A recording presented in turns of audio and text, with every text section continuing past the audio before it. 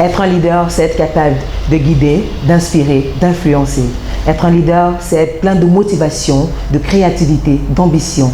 Être un leader, c'est avoir une vision, c'est avoir une carrière. Bref, c'est être un modèle. Mesdames et messieurs, bonjour et bienvenue à ce nouveau programme de leadership, cette nouvelle édition qui vous permet de détecter et de découvrir avec nous ces hommes et femmes qui ont réussi à s'insérer dans le monde de l'emploi, à se faire une place de choix à travers une carrière professionnelle impressionnante, mais surtout qui se veulent être des modèles pour quiconque aspirerait à un plan de carrière atypique. Aujourd'hui, nous recevons sur ce plateau l'un des plus jeunes entrepreneurs camerounais du moment. Parti du Cameroun très jeune, il a vécu l'expérience de l'extérieur, mais soucieux de poser sa marque et surtout d'apporter aux générations à venir, il a décidé de revenir investir dans son pays d'origine. Connu pour son travail dans la gestion des données numériques, il opère dans le domaine de l'informatique et de la musique. Une passion devenue profession. Je vous présente Monsieur Kwaya Philippe. Bonjour Monsieur Kwaya. Bonjour Flore. Bienvenue sur Leadership. Merci beaucoup. C'est un honneur justement de participer à cette émission qui promeut le leadership et l'entrepreneuriat en Afrique. Malgré votre prise énorme de temps, vous avez quand même pu nous amener. Non, c'est toujours un honneur en fait de pouvoir partager en fait son expérience, si modeste soit-elle, avec justement la communauté africaine et camerounaise en particulier. Alors en quelques minutes, nous allons aborder votre cursus, voilà, parcours autant scolaire que professionnel, histoire de vous présenter davantage à nos téléspectateurs. Après vos études secondaires sanctionnées par un baccalauréat D au Collège Saint-Michel en 2010, voilà, vous poursuivez vos études supérieures jusqu'en 2013 avec à la clé un diplôme d'études collégiales en TIC, réseau et sécurité à l'Institut universitaire de la Côte, en partenariat avec le Collège communautaire du Nouveau-Brunswick au Canada, je crois. Voilà. Vous quitterez ensuite le Cameroun pour aller poursuivre vos études en France à 3IL Academy à Limoges. Voilà, où vous obtiendrez un bachelor en conception des systèmes informatisés en 2014. Et vous couronnerez ensuite avec un cycle master. Vous débutez donc votre carrière professionnelle voilà, dans l'entrepreneuriat en 2009 par l'événementiel et le divertissement, puisqu'en 2010, vous débutez dans la musique avec le projet Dirt Zone Record, que vous faites en parallèle avec vos études. C'est ça. Ok. En 2011, vous proposez vos services de compositeur aux artistes Dexy, Kilamel et Numerica. En 2012, vous abandonnez Dead Zone au profit du nouveau projet Hope Music Group. Vous fondez et développez Hope Music Group, une maison de disques, et alors la même année, vous signerez votre premier succès commercial avec Africa Mami de l'artiste Dexy. Okay. Vous devenez ensuite actionnaire de Hope Music Publishing, une maison d'édition musicale, et présidez son conseil d'administration. Votre parcours académique couronné d'un master en informatique, vous exercez dans la réalisation d'applications de reporting pour les comptes de Sanofi Pasteur et maître chez Business and Decision. Exactement. Remarqué dans le monde du numérique par votre volonté de construire une entreprise autour de la gestion des données numériques en entreprise, vous fondez alors PhilJohn Technologies, une entreprise de services numériques et de services d'ingénierie informatique dont vous êtes le PDG depuis 2017. C'est exact. J'espère que j'ai tout reporté. Non, ce qui est sûr, on ne peut pas tout reporter, mais c'est très bien résumé le parcours et tout. D'accord. Voilà, bon, maintenant, on a quelque chose qui nous titille. Vous faites informatique, vous faites de la musique. C'est quoi le contraste vraiment, il est flagrant, mais comment ça s'explique? Bon, en fait, tout part c'est des passions. C'est-à-dire que je suis toujours passionné par la musique, j'ai toujours été passionné par la musique par le passé et par l'informatique. Donc c'était mes deux passions depuis ma tendre enfance.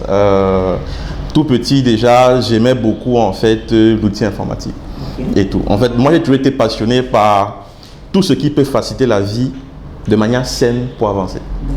Et justement, un ordinateur en 99 et tout, c'était une fascination pour moi de voir que justement avec un ordinateur on peut calculer beaucoup plus vite, on peut se connecter sur internet plus que les autres personnes dans le monde, on fait beaucoup de choses. J'étais un peu très têtu sur l'informatique, c'est-à-dire que moi, nous, à cette époque-là, nous n'avions peut-être pas un ordinateur à la maison à cette époque, Mais j'avais un camarade qui avait un ordinateur, donc après l'école, tous les soirs, j'étais là-bas chez lui.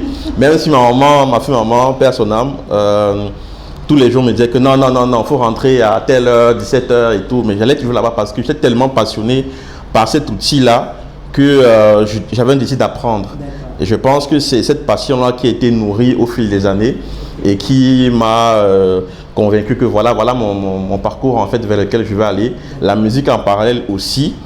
C'est pour ça que très jeune, justement, en 2009, à 17-18 ans, j'étais déjà en train de faire de la musique, commencer à entrer dans le monde professionnel de la musique parce que vraiment, je voulais m'imprégner en fait de cela. Et donc, vous avez, comment est-ce que je vais dire, en fait, c'était logique pour vous, ça a motivé vos choix de carrière? Exactement, en fait. Moi, je suis pour ceux qui pensent qu'il faut faire un métier qui vous passionne. D'accord. Et donc, y a-t-il, dans tout ce parcours-là, c'est vrai, à 18 ans, on est passionné, on veut faire quelque chose, mais est-ce qu'il y a quelqu'un qui, voilà, vous a davantage poussé, sur un profil sur lequel vous vous êtes calqué, voilà, pour davantage pousser dans cette direction-là? Bon, alors, moi, je dirais que, pour moi, en fait, en termes d'image, de personnes qui motivent et tout, moi, je dirais ma maman déjà, parce que moi, j'ai une famille monoparentale et elle s'est battue toute seule pour élever 2 enfants. Et ça, c'est très admirable. Donc, moi, je pense que cette combativité-là m'a permis, en fait, de me dire que si elle a pu le faire, moi, je peux aussi me battre tout seul pour essayer d'avancer. Après, moi, je pense que l'entrepreneuriat, les modèles, c'est par étapes, de manière un peu plus concrète. C'est-à-dire que c'est clair que lorsqu'on voit, par exemple, Papa Kadji, père à son âme, ou Papa Foto, père à son âme et tout, ce sont des modèles d'entrepreneuriat. Mais quand on les regarde aujourd'hui, ils sont déjà à un certain niveau. Tout à fait. Donc, moi, j'ai toujours préféré regarder celui auquel je vais aspirer dans peut-être les 3 prochaines années, en fait. Oh, d'accord. Donc, vous allez par étapes et voilà, vous calquez des profils au fur et à mesure que vous avancez. Exactement. C'est comme ça. Donc, moi, justement, je m'étais des objectifs que, bon, dans 3 ans, je vais être comme X. Dans 6 ans, je vais être comme Y. Et puis, dans 20 ans, si tout marche bien, j'aimerais justement avoir un empire, peut-être comme Papa Kadji, et pouvoir bien gérer les filiales et tout. Donc, c'est un peu ça. Et donc, voilà, vous commencez la musique très tôt, tout en sachant que, voilà, peut-être vous venez d'avoir le bac ou bien vous êtes en cours. Sachant que les parents ont souvent d'autres aspirations pour leurs enfants. Votre mère, est-ce qu'elle a aussi facilement adhéré? Est-ce qu'elle a dit, mais non, je lui paye l'école, mais il va faire de la musique? Est-ce que c'était facile, en fait, de pouvoir... Alors, ce n'était pas facile. Alors, faut se dire, c'était pas facile. Déjà que nous, là, je vais parler un peu plus personnel, c'est-à-dire que on a connu un très gros coup dur en 2010, financièrement dans ma famille. Et du coup, il fallait commencer à pouvoir trouver des moyens de subsistance et tout. Je ne dirais pas que c'était la faillite totale, mais je dirais en tout cas que pour pouvoir poursuivre ses études, pouvoir suivre en fait une vie d'étudiant normal, il fallait avoir des revenus en dehors du petit quelque chose que maman te donne chaque mois. Il faut développer d'autres choses. Donc, ça n'a pas cette envie-là. Après, derrière, on a fait un contrat avec elle. Non, c'était clair. Tant que tu passes, tant que tu amènes de bonnes notes à la maison, tu fais ce que tu fais. Okay. Tant que tu fais ce que tu fais et que derrière, le relevé un autre suit, on n'a pas de problème. Et c'était ça le contrat. Okay. Et donc, du coup, ce que moi je faisais, c'est que comme je commençais à travailler donc, justement avec les activités et tout, je commençais à participer à la maison en fait. Donc, facture ceci, facture cela. Et ça lui permettait aussi de se dire, bon, ok. On a notre contrat déjà, mais en plus de ça, ce qu'il fait quand même, il n'est pas en train de vadrouiller pour... voilà. Cadré. Non, c'était cadré quand même. C'est vrai que les horaires, c'était très compliqué, mais elle voyait quand même que ce qu'il fait, elle voit la répercussion de cela à la maison. Et donc, avec votre implication dans la musique, sachant qu'elle prend énormément de temps, comment est-ce que vous parvenez à faire, comment est-ce que vous parvenez à trouver le juste milieu entre musique et informatique, si je peux dire ça comme ça, parce que lui également, c'est tout un gros plan de... Bien sûr. Voilà. Comment est-ce que vous faites pour trouver le juste milieu à ce jeune âge-là? Bon, il faut dire que c'était étape par étape, c'est-à-dire que l'informatique devient professionnelle à partir de Field-Jontech. Donc l'informatique de la création de le label musical Hope Music en 2012 jusqu'en 2017, c'était plus ses études. Et donc du coup ce que je faisais c'est que voilà, donc en journée j'étais en cours et puis tout le reste de mon temps j'étais dans la musique. Donc après les cours on était au site de Locbessou. Moi j'ai fait IUC là-bas, IECD avant que ça devienne IUC. On était dans la génération qui a vu la transition à IUC et tout. Donc justement après les cours, j'allais dans mes occupations musicales. Dans les studios de musique, je rentrais, je travaillais jusqu'à 3h du matin, et je dormais, je me réveillais à 6h, école, voilà. Mais je pose la question parce qu'on sait que c'est un programme de dragon. Aller faire de la musique jusqu'à 3h du matin, il faut également un temps pour étudier ces leçons parce qu'on sait également que pour poursuivre des études à l'extérieur, il faut avoir un background super bien fourni, il faut également être disponible pour apprendre. Mais, aujourd'hui, les jeunes voudraient bien se dire, les jeunes disent, on nous sature avec les études et puis il n'y a pas de possibilité de pouvoir faire une activité en parallèle. Vraiment, quel était le secret? Dormir à 3h et se réveiller à 6h, c'était quoi? Moi, je dis c'est un sacrifice. Ce n'était pas facile du tout. C'est un très gros sacrifice. Nous avons tous 24 heures de temps par jour. Il y en a 24, il y en a 24, tout le monde en a 24. La bonne question, c'est qu'est-ce qu'on fait de ces 24 heures en fait? Moi, mes 24 heures, j'étais obligé de les diviser entre l'école et la musique. Après, il faut pouvoir s'organiser en fonction des priorités. C'est clair que le fait d'avoir une double activité va légèrement impacter une par rapport à l'autre. D'accord? Après, ça, c'est un choix personnel. Je dis c'est un choix personnel en fonction de mon vécu et en fonction de ma vie. Moi, j'ai dit l'objectif de l'école après, c'est de s'en sortir professionnellement et d'être épanoui. Si en parallèle de l'école aujourd'hui, j'ai une activité qui me rémunère quand même, me permet de gérer mon école, parce que j'ai eu la chance d'avoir une sœur qui est à l'étranger et qui nous a beaucoup soutenus, mais ce n'était pas suffisant en fait. Peut-être elle ne le sait même pas, mais ce n'était pas suffisant. Donc il y avait beaucoup de réalités sur le terrain que tu ne vois pas tout le temps, parce que tu as une sœur à l'étranger, tout le temps tu vas aller la voir pour X, Y, Z. Il faudrait pouvoir gérer les choses sur le terrain. Donc du coup, il y avait beaucoup d'autres challenges financiers qu'il y avait et que je devais gérer. Et si je ne gérais pas la musique, l'argent va venir d'où? Nulle part. Donc du coup, c'est autant de sacrifices, au-delà de la passion, qui me permettaient, qui m'ont justement motivé à la fois à gérer les deux. Mais c'était pas facile. À un moment, il ne vous est pas venu à l'idée de flancher, d'abandonner l'un pour l'autre? Alors, l'entrepreneur, le mindset de l'entrepreneur, c'est de se dire que dormir tous les soirs avec un sentiment d'abandon, se réveiller tous les matins avec l'attaque du lion. C'est comme ça en fait. Vous pouvez vous coucher en vous disant que vraiment la fête ici. Mais quand vous vous levez à 6h du matin, c'est comme si vous n'avez jamais eu une idée d'abandonner quoi que ce soit. Donc c'est un peu ça le mindset qu'il faut avoir en fait pour pouvoir avancer. On vous trouve impliqué donc, vous êtes dans plusieurs projets, il faut rappeler que vous êtes très jeune, hein, parce que vraiment on peut vous voir et puis on se dit que... voilà, et il faut se dire que vous êtes très jeune et puis vous êtes un peu partout à la fois, on va dire ça comme ça. On pourrait se dire que c'est facile, d'aucuns diraient que c'est facile, mais vous, quelles sont les difficultés que vous avez rencontrées tout au long de ce parcours? Parce que forcément il a été semé d'embûches et voilà, pour que vous en soyez là aujourd'hui, quelles sont... Les difficultés, alors tous les jours il y a des difficultés hein, déjà. Je veux dire que les difficultés, il y en aura toujours. Ça, pour ceux qui sont lancés dans l'entrepreneuriat, sachez que même si vous faites 1 milliard, 2 milliards, 15, 20, 30, 40, il y aura toutes les difficultés, mais à un autre niveau en fait. Donc les difficultés que moi j'ai au début, c'est déjà de ma jeunesse. Parce que quand je commence à me lancer dans l'industrie de la musique, je suis très jeune, 18, 19, bon on se demande est-ce qu'il sait ce qu'il fait. Après, vous pouvez être talentueux, mais est-ce que vous comprenez le business dans lequel vous êtes en fait? La chance que j'ai eue, c'est que moi je me documente énormément. Je suis autodidacte. Donc, si je n'ai pas une information, ou si on me la refuse, je vais aller la chercher. Donc, c'est un peu ça, c'est ça le mindset. Et du coup, il y avait déjà le premier obstacle, c'est la jeunesse. Le fait d'être jeune, justement, vous ferme certaines portes. Parce que, en fait, c'est même pas... On s'estime que vous n'êtes pas assez expérimenté, vous allez encore apprendre et tout, et tout, et tout. Et il faudrait pouvoir prouver aux gens que vous savez de quoi vous parlez quand même. Et même si vous n'avez pas encore la compétence qu'il faut, vous avez la volonté d'apprendre en fait. Donc ça c'est la première difficulté, c'est comme ça que moi je l'ai surmonté au niveau de la jeunesse. Deuxième difficulté, je dirais se faire connaître, connaître le travail. J'ai fait beaucoup de travail gratuit, énormément. Les gens n'ont même pas idée. African Mami, la caméra de Ximapé, 0 francs CFA. Il sait. Mais c'était clair.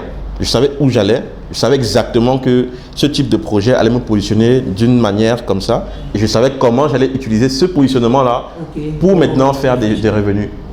D'accord? Donc, il y avait ce fait connaître être très important parce qu'à la fin de la journée, il y a 1 million de jeunes, 15 millions de jeunes au Cameroun, mais qu'est-ce qui fait votre particularité?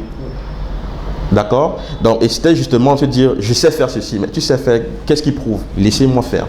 Ne me payez rien, je ne veux même pas l'argent. Laissez-moi faire et vous allez voir. Et c'était ça en fait. Que ce soit dans la musique, dans l'informatique, c'était pareil. Laissez-moi vous montrer que je peux résoudre votre problème et vous verrez la solution. Et vous avez écrit votre nom dans la musique. Et c'est comme ça en fait. Parce que Dougie c'était pareil.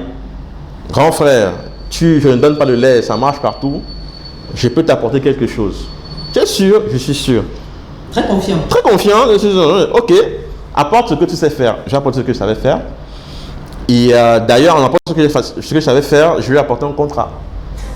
Et il s'est dit, attends, 19 ans, tu m'apportes le contrat, mais tu te crois où? Moi, je travaille avec X producteurs, mais je savais exactement ce que je faisais parce que ce contrat-là, c'est ça qui m'a protégé en fait sur mes droits d'auteur et tout. Et au début, il a refusé. Hein. Il a refusé.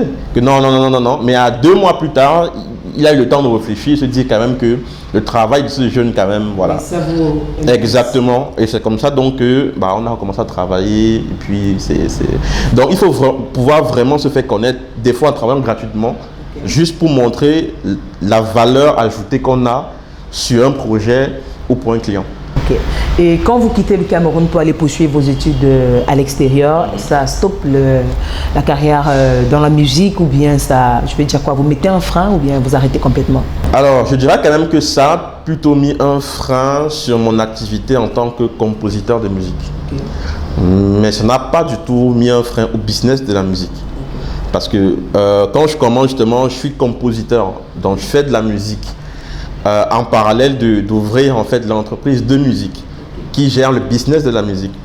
Donc moi, parti en Europe, c'est clair que mes activités en tant que compositeur de musique ont drastiquement baissé et ont laissé plus profit à moi, manager de l'entreprise musicale. Et au contraire, même ça a plutôt permis à ce qu'on se développe beaucoup plus rapidement avec des partenariats à l'étranger. Okay. Aujourd'hui, donc, vous êtes PDG de Philjohn Technologies. C'est quoi Philjohn Tech? Alors, Philjohn Tech, c'est une entreprise de services numériques. Nous, ce qu'on dit, c'est qu'on travaille avec les entreprises et les gouvernements. Nous sommes des solution providers. On apporte des solutions aux problèmes de manière très terre à terre. C'est-à-dire qu'à l'aide du digital, on vous permet de résoudre vos problèmes. Ça peut être, si je prends une entreprise, ça peut être des problèmes de vol, des problèmes de malversation financière, ça peut être des problèmes de structuration et tout, à travers justement des systèmes de gestion qui vont digitaliser tout le processus d'une entreprise, qui pouvait peut-être prendre en termes, si je prends l'exemple, peut-être une entreprise comme une grande entreprise qui fait dans l'aluminium, qui par exemple a une gestion des achats par exemple. Pour acheter ces matières premières, ça va prendre énormément de temps, par exemple, parce qu'il faut valider les fournisseurs, il faut valider les différents prestataires et tout. Ça peut prendre 3 semaines, 1 mois, 2 mois, parce qu'il y a tout un processus. Nous, qu'est-ce qu'on va venir faire? On va dire, écoutez, on a une solution digitale qui vous permet de faire ça en une journée. Parce qu'on va digitaliser tous vos processus, on va les harmoniser, et maintenant la validation se fera en un clic à travers un smartphone et tout. Donc ça déjà, entre le temps de travail de 3 mois et le temps d'une journée, le manque à gagner qu'on réduit est vraiment énorme en fait. Considérable. Donc voilà par exemple un exemple. Et au niveau des gouvernements, par exemple, on travaille avec des mairies aujourd'hui. La mairie de Douala, la 3e qui on travaille, on va accompagner la mairie justement dans des solutions. Il y a des visibilités à travers peut-être des sites web, mais aussi un site web utile sur lequel peut-être des citoyens peuvent aller dessus pour pouvoir peut-être réserver une date de mariage, faire des demandes par exemple pour les différentes différents besoins sur l'acte de naissance, copie, je veux retrouver mon acte de naissance, etc., etc. Ça permet de réduire les files d'attente dans les mairies et tout. Donc ça, c'est juste des petits exemples hein, de problèmes qu'on permet de résoudre au niveau des entités. Mais pourquoi avoir choisi voilà, de rentrer investir au Cameroun alors que vous étiez déjà bien installé en Occident? Déjà, en fait, il faut savoir que c'était déjà dans mon plan, en fait. Ah. C'était clair. En fait, quand je partais en Europe, peut-être ma maman ne le savait pas, mais quand je partais en Europe, c'était pour rentrer. C'était clair. Il n'y avait même pas une once d'hésitation. C'était, je vais en Europe, je vais avoir une formation complémentaire. En fait, vous saviez déjà ce que vous vouliez. Exactement. Je vais avoir une formation complémentaire. Je vais intégrer une boîte pendant X nombre de temps pour me permettre de voir l'écosystème, comment ça se passe, etc., etc., etc. Et je rentre. Et est-ce que vous ne regrettez pas votre choix? Du tout. Je suis beaucoup plus utile ici que je ne serais dans une multinationale en Europe. Je serais utile, oui, parce que je vais faire un travail qui va apporter la valeur ajoutée. Mais je suis plus utile ici à servir ma communauté. Alors, du haut de votre jeunesse, vos actions ne passent pas inaperçues, ce qui vous a valu de nombreux prix, à l'instar de, voilà, prix 35-35, je préfère le dire ainsi, de la francophonie, lauréat Tony Eloumelou, entrepreneur en 2018, nominé Best Digital Entrepreneur au BDMA en 2018 également, nommé Top 50 Most Influential Cameroonian Youth aux Avances Médias, pour ne citer que cela.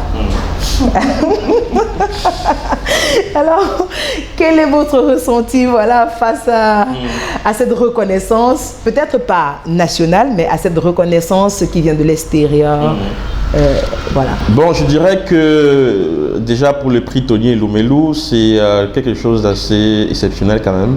Il faut quand même se le dire parce que je sais que chaque année, ils sélectionnent des entrepreneurs. Et notre année, je crois qu'il y avait 151 000 candidatures. 151 000, sur toute l'Afrique. Wow. Et puis, ils en ont pris juste 1000. Donc, ça fait moins d'1% en fait de personnes et tout, parmi lesquelles j'étais sélectionné. Donc, quand on a quand même ce genre de distinction-là, on se dit quand même qu'on est sur un bon chemin. Ce qu'on fait a quand même de l'impact.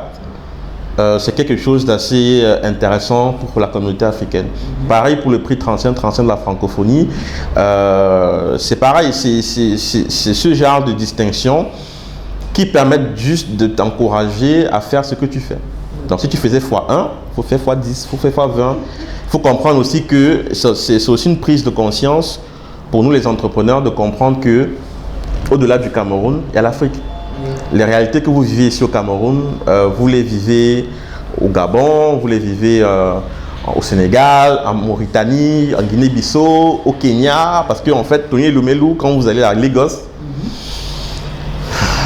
toutes les nationalités, vous êtes tous là. Zambiens, Namibiens, Sud-Africains, Égyptiens, Marocains. Tout en sachant qu'il n'y a pas de préférentiel, voilà, vous êtes comme un candidat qui s'en va composer le bac et puis qui attend que les résultats... c'est tout, il n'y a aucune... En fait, Tony Eloumelou, vous ne savez même pas, vous ne savez pas. Vous attendez juste qu'après, si les résultats sortent et vous êtes parmi les lauréats, tant mieux. Mais vous n'avez aucun contact là-bas pour dire que... Est-ce qu'on peut regarder? Rien. Il faut dire que déjà être sélectionné dans cette catégorie-là, par exemple, c'est un honneur pour qui est nominé, et recevoir un prix aussi, c'est galvanisant, c'est ça? C'est très galvanisant en fait, c'est très galvanisant. Moi, c'est juste sur, ok, ce qu'on fait, c'est intéressant, il faut le faire fois 4000. Okay. Et est-ce que vous attendez, bon, on va dire ça comme ça de manière simpliste, est-ce que vous attendez également une reconnaissance nationale ou bien ça ne vous dit rien, ce que vous faites déjà vous convient? Déjà, je ne recherche pas de la reconnaissance de manière générale. Tous ces prix qui nous ont été accordés, c'est de par le travail qu'on fait. Donc c'est pas... et surtout que le Tony Eloumelou, derrière, ils vous font une formation de 12 semaines sur l'entrepreneuriat. Donc c'est plus ça qui est intéressant, je vais dire à titre peut-être personnel, que la reconnaissance en elle-même. Je vais dire que ce qui me galvanise, c'est d'employer les gens, peut-être d'employer des jeunes comme ici, de former à travers justement notre centre Power Academy, de pouvoir faire des programmes d'alternance, pouvoir changer la vie des gens. C'est ça qui galvanise quand je me lève le matin, c'est ça qui me motive en fait, c'est ça qui me fait rentrer au Cameroun, le give back en fait à la communauté. Ok. Il faut dire également que vous êtes engagé dans quelques travaux à but non lucratif. Je vais encore citer quelques-uns. Membres d'Espérance Nord-Sud, construction clinique dans la ville de Bouda et Fumban, voilà, depuis 2008. Et mouvement, voilà, tous bâtisseurs, voilà. Dites-moi, j'ai envie de vous demander, c'est quoi cet engouement à vouloir toujours aider, voilà. Non, j'estime quand même que lorsque la vie vous fait des cadeaux quelque part, il faut redonner quand même à ceux qui n'ont pas la possibilité. Le fait en fait justement d'être dans des associations humanitaires vous fait voyager. J'ai beaucoup voyagé. Dans le Cameroun, je suis un vrai Camerounais, c'est-à-dire que j'ai vu tout le Cameroun. Plus Camerounais que ceux qui ont fait 50 ans de vie. Extrême nord, nord, sud, sud-ouest, est, j'ai fait tout le Cameroun. Et quand vous faites tout le Cameroun, vous voyez des choses. Vous voyez vraiment certaines zones, c'est très compliqué. Et vous vous dites, bon, si, ok, vous marchez, quand vous mangez, vous êtes content, votre vie avance, mais quand même, c'est quoi votre but sur cette terre? Au-delà de votre propre famille et tout, quel impact que vous allez donner en fait et tout. Donc, des fois, ça coûte même rien du tout. Je veux dire, des fois, c'est juste votre temps et des partenariats pour impacter en fait des vies. Ça peut être des partenaires même environnementaux. Mouvement Tous Bâtisseurs avec Dessine Dongo, Dizzy Group Experience, c'était de nettoyer en fait tout Bonhomme Sadi, du marché de Bonhomme Sadi jusqu'à Maïtur ici. Ouais. Et puis on a vidé à peu près 1 tonne de déchets plastiques et tout et tout. Donc, et c'est le quartier dans lequel on vit, dans lequel nos entreprises sont établies. Donc, c'est une responsabilité aussi sociale qu'on a, parce que s'il y a de la pollution, au final, ça nous rend malade, sans qu'on le sache même. Donc voilà, c'est pas forcément l'altruisme au plus à l'excès, quoi. Mais c'est juste se dire que on vit dans une communauté et il faut pouvoir être actif, en fait. D'accord. Alors, on peut vous demander au jour d'aujourd'hui, voilà, après 9 ans déjà, il faut dire que ce n'est que le début, hein, parce qu'on vous entend parler. On a encore au moins 40 bonnes années derrière pour... donc, est-ce que vous êtes satisfait de ce que vous avez accompli jusqu'à présent? Bon, déjà, moi, je suis un éternel insatisfait déjà.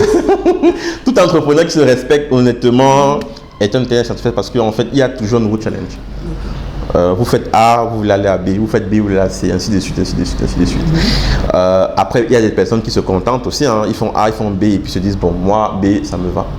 Mais lorsqu'on a un souci vraiment d'impacter de plus en plus de monde, on est vraiment ambitieux. Bon, je dirais que le parcours que j'ai pu faire jusqu'à présent, bon, je dirais qu'il est intéressant, il a été impactant lorsqu'on fait une rétrospective. On se rend quand même compte qu'il y a beaucoup de vies qui ont été impactées. Moi, je vois par exemple chez Hope Music. Hope Music a créé à peu près 10 entrepreneurs qui ont 10 entreprises aujourd'hui qui tournent. Donc, oui, c'est intéressant. Ce qu'on a fait a un réel impact dans l'économie du pays, de l'Afrique et tout. Donc, oui, c'est intéressant. En fait, aussi la formation des jeunes. Exactement. D'offrir la chance également à certains de pouvoir promouvoir leur talent, si on peut le dire ainsi. Bien sûr, bien sûr, bien sûr. Donc, oui, on est fiers de ce qu'on a fait. Oui, on sera encore beaucoup plus fiers de faire plus. Davantage. Exactement. Est-ce qu'il y a quelque chose que vous voudrez changer dans ces 9 ans-là, si on fait votre introspection, une rétrospection comme vous l'avez dit, s'il y a quelque chose, est-ce que vous voulez changer? Honnêtement, aujourd'hui, je ne dirais pas. Pourquoi? Parce que c'est les erreurs et échecs qui vous permettent d'apprendre. Lorsque vous faites des erreurs quand vous lancez l'entrepreneuriat, si vous ne la faites pas, vous risquez de ne pas avancer très vite en fait. En réalité, c'est ça en fait. Lorsque vous faites des erreurs, vous avez des échecs, ça vous permet de comprendre que, ok, j'ai mis le pied ici, en fait, je ne dois pas mettre le pied ici, il fallait que j'aille comme ça. Ça vous permet d'avancer. La personne que je suis aujourd'hui, c'est le fruit justement de ses erreurs, ses échecs et des réussites aussi. Donc moi non, je ne changerai rien en tout ce que j'ai pu faire bon comme erreur exactement, car c'est ça qui définit ma personnalité. Aujourd'hui, si je peux vous parler comme ça, avoir ce recul là, c'est grâce à ça en fait. On peut conclure donc que vous faites partie des hommes qui ont réussi dans ce dehors. Je ne sais pas.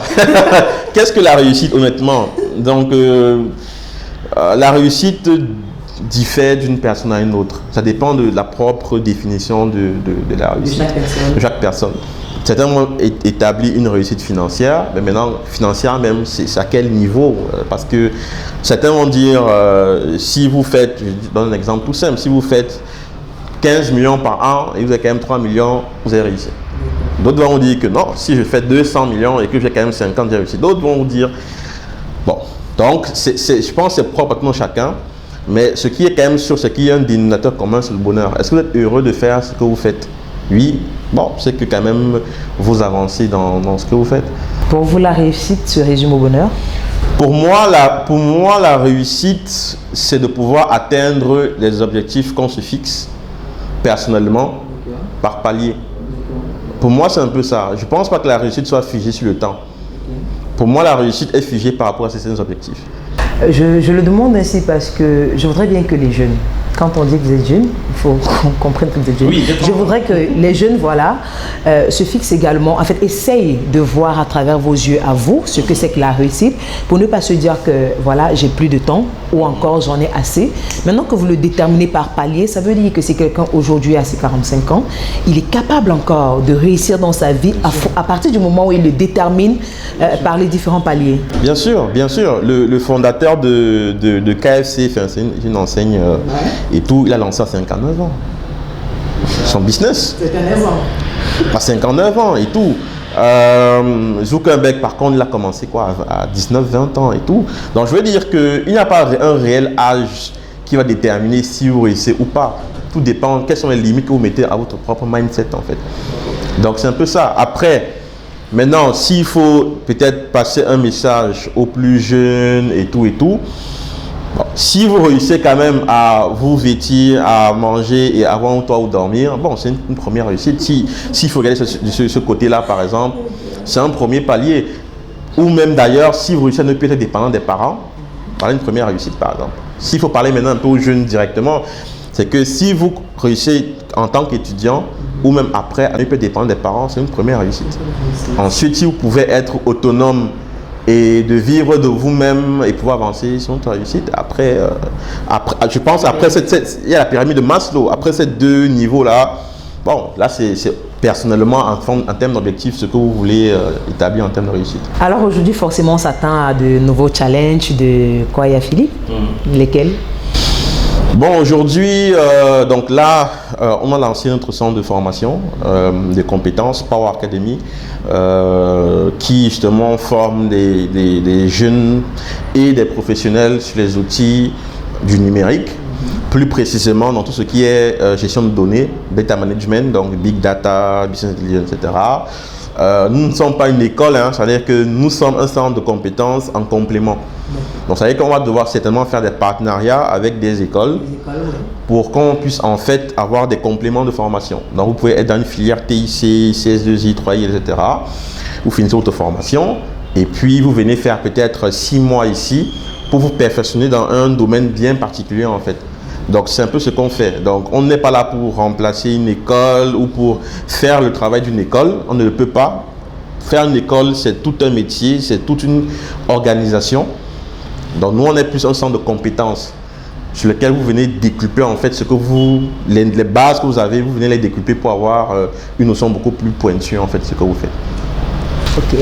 Nous vous rappelons que nous recevons sur ce plateau aujourd'hui Monsieur Kwaya Philippe, voilà, PDG de Philjon Technologies. Nous arrivons pratiquement au terme de cette émission, mais on ne va pas l'achever sans poser notre question phare. Monsieur Kwaya, aujourd'hui, peu de jeunes sont enthousiastes quant à leur avenir, quant à leur choix.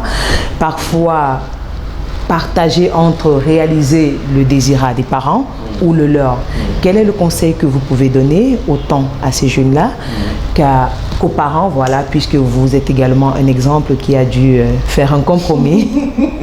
Bien sûr. Alors, ce que je dirais en fait aux jeunes déjà, c'est que faut comprendre les parents.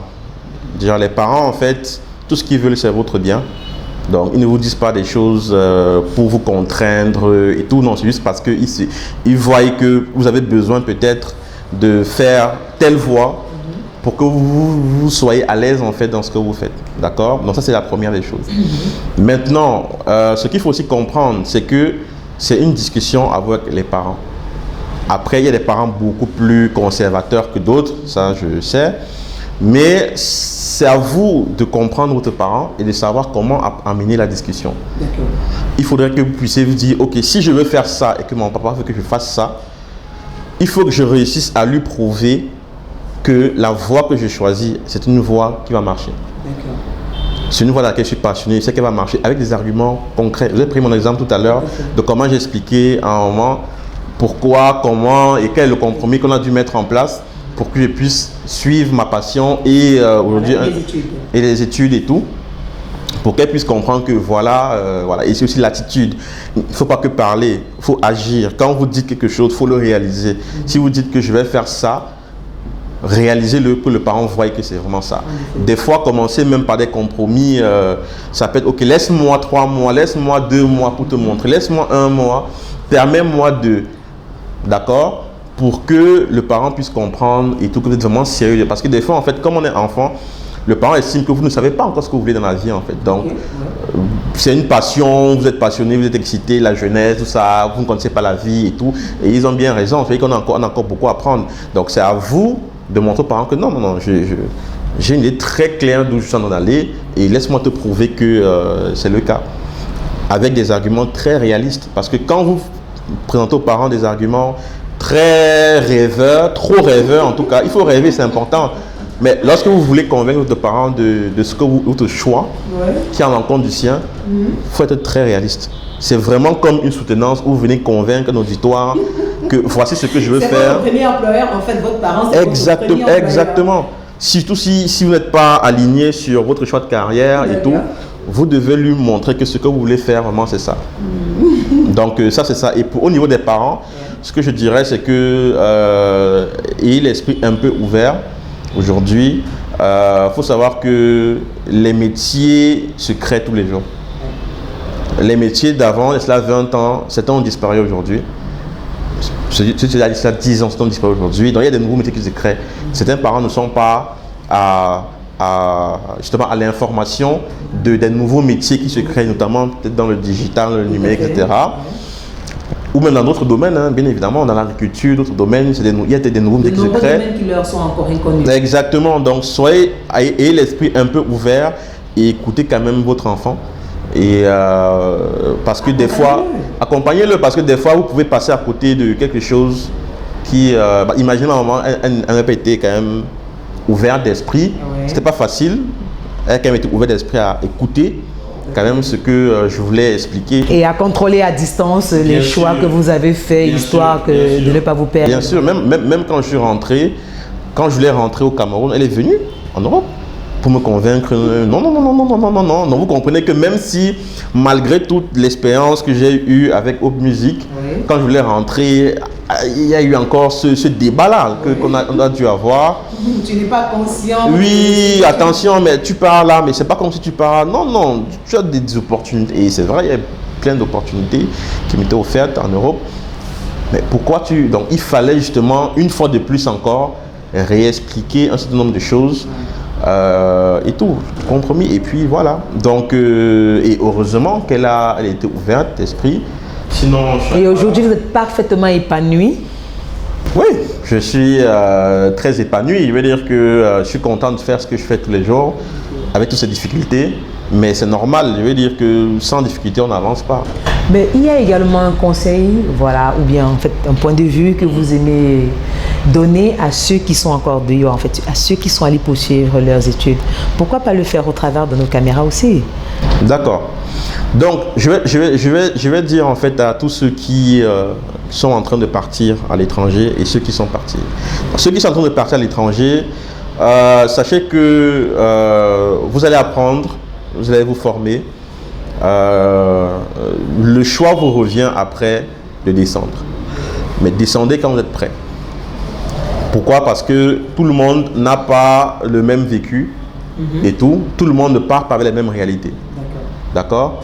Mais descendez quand vous êtes prêt parce que le territoire, le terrain a ses réalités. Ouais. Et tout. Donc, et à ceux qui sont là-bas depuis un petit bout et qui se décident, est-ce que je rentre pas et tout. Faites un tour, descendez sur le terrain, vous faites 1 mois, vous repartez, 2 mois, vous repartez, 3 mois, vous repartez. Mon cas particulier, c'est que j'avais déjà une entreprise au Cameroun en 2012 avant de partir. Donc j'étais très au courant des réalités de l'entrepreneuriat au Cameroun et tout. Ce qui n'est peut-être pas le cas pour un étudiant qui est parti de 3IL, qui est allé en Limoges et qui finit ses études, a son CDI dans une entreprise et commence à évoluer, il n'a pas d'expérience entrepreneuriale au Cameroun. Donc, vous descendez 1 mois, 2 mois, après c'est 3 mois, et au fur et à mesure, vous prenez le pouls vous-même. Ne faites pas les trucs à distance, non. Descendez vous-même sur le terrain, vous touchez du doigt ce que vous voulez faire, et c'est comme ça que vous saurez quand vous serez prêt à descendre définitivement. D'accord, merci beaucoup. Vous l'avez compris, chers jeunes, faites de votre parent votre premier employeur. Défendez vos idées bec et ongles si cela en vaut la peine. Convainquez-le, voilà, d'adhérer à votre vision de la chose. Parents, soyez ouverts d'esprit. Accordez de la chance à vos enfants. Écoutez-leur et veuillez bien les conduire. À vous qui êtes sortis du pays, revenir, c'est important. Investir, c'est mieux. Laisser sa marque, c'est super. Voilà le conseil que nous donne Monsieur Kwaya Philippe aujourd'hui, qui est PDG de Philjohn Technologies, et il est un bel exemple pour tout ce qui a été dit au courant de cette émission. Avant de mettre un terme sur le paillasson, nous allons remercier comme il se doit notre invité du jour. Merci, voilà, Monsieur Philippe Kwaya, d'avoir accepté de donner de votre temps à Leadership et voilà des conseils à des jeunes frères comme vous. Merci, le plaisir était le mien. Et surtout pour dire aussi que il y a d'autres entrepreneurs comme moi qui étaient à UIC, qui justement ont ce désir-là, je ne suis pas le seul, à vouloir partager, Étienne Guessop et autres, qui veulent vraiment aussi partager à la communauté. Très honoré de les recevoir, il faudrait juste qu'ils nous disent quand et puis... Exactement. Donc voilà, donc très honoré, Mayusi TV, donc merci et d'être venu chez nous. À Philjohn Tech, Pro Academy et tout, donc voilà.